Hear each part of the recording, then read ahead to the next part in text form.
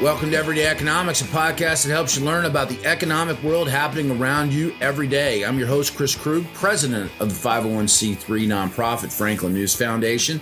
Everyday Economics is a production of America's Talking Network. You can check out all of our great podcasts at americastalking.com. To support podcasts such as this one, please make your tax-deductible charitable contribution by clicking the link in the show description. We're recording this episode on Friday, November 4th. And joining me, as always, is Dr. Orphe Divounguy.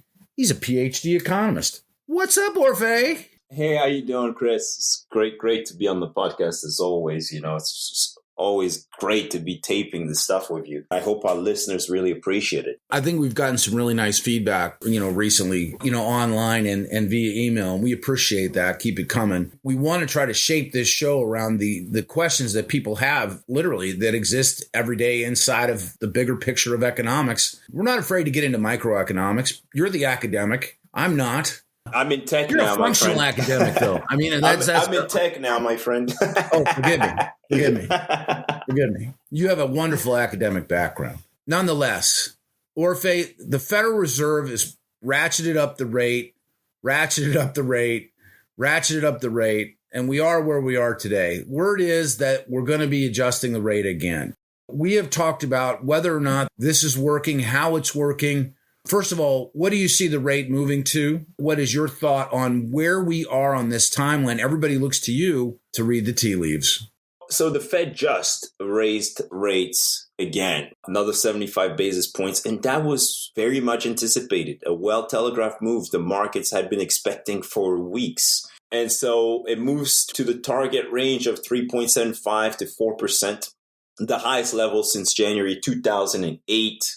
We need to say, right? It's been very aggressive at raising rates in 2022. But I think that, while the Fed will continue to raise rates going forward, I think that the magnitude of that change is going to come down, right? Maybe from 75 basis points to 50 basis points and maybe even down to 25. And here's why. I think that as policy gets more and more restrictive, you're seeing the economy slow down. You're seeing the economy cool down. You're seeing the labor market cool down. You're seeing the housing market cool down. And so the ship seems to be turning already. And the Fed is going to be, more needs to be done for sure, but the Fed's going to start to worry about not overdoing it. Yeah. So if you're not at the Federal Reserve and you're just a civilian person who's out there trying to navigate their way through yet again another Fed hike, what does this mean to you? What should this mean to you?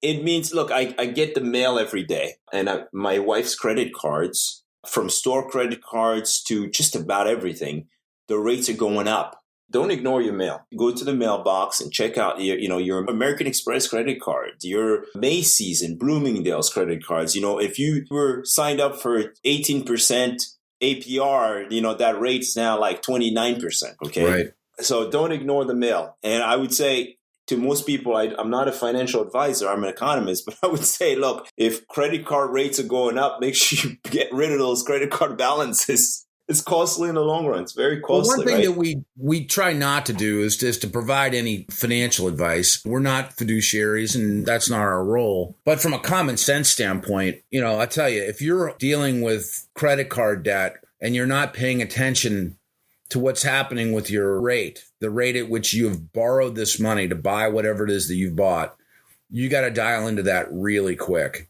because these are the times where people get eaten alive. I mean, in the same way that, during the housing crisis of 2007, 8, 9, 10, where people that were stuck with adjustable rate mortgages got just wiped out by the amount of money they had to come up with to cover the interest on their mortgages. Americans and credit cards have had a long, lustful relationship, and we carry a lot of debt, a lot of personal debt, and you cannot, just as Orphe had noted, you got to open up the mail. You got to take a look at that and be informed. That's right. We're seeing it everywhere, right? Like all these rates are going up everywhere. Mortgage rates have soared past 7%, which has kind of had a chilling effect on the housing market. Credit card statements, long gone are the 0% financing deals, right? Oh, and so you have to be aware of what's happening.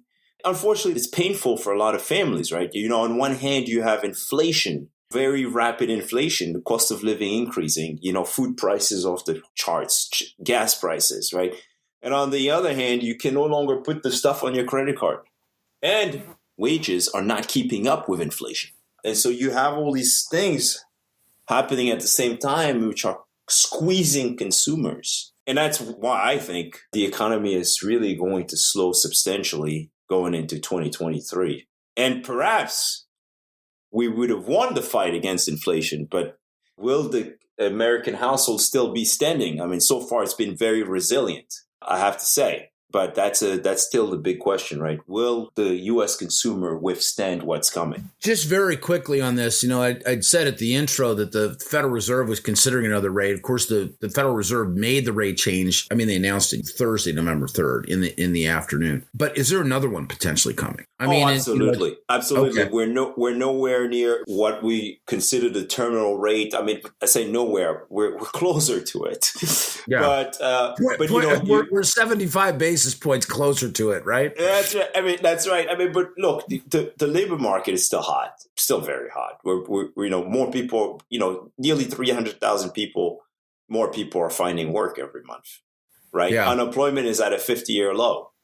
Yes. Right. And if you really believe in, the relationship between the unemployment rate and inflation, you could look at this and say, well, look, people are employed. They have jobs. They're going to continue to spend. And if they continue to spend and they feel good about their future, they might spend at a higher pace. The good news, though, for us looking at this is inflation expectations down, meaning that people don't expect prices to continue to increase at the current pace.